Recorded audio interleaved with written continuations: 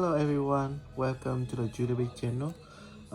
Today I'm going to show you how to solve the Rubik cube in a simple way.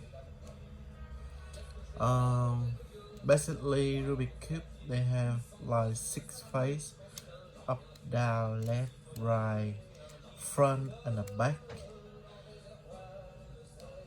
The white one opposite to the white one is yellow. So you had to make the first step. You had to make the cross daisy flower. Doesn't matter you make slow or fast, just find how to make the cross here. Another two white for the bottom.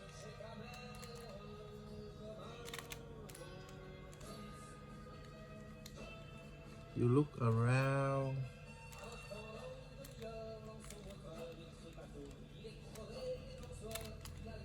Only had three.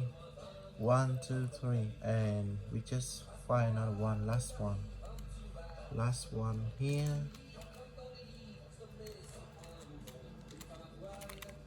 There we go.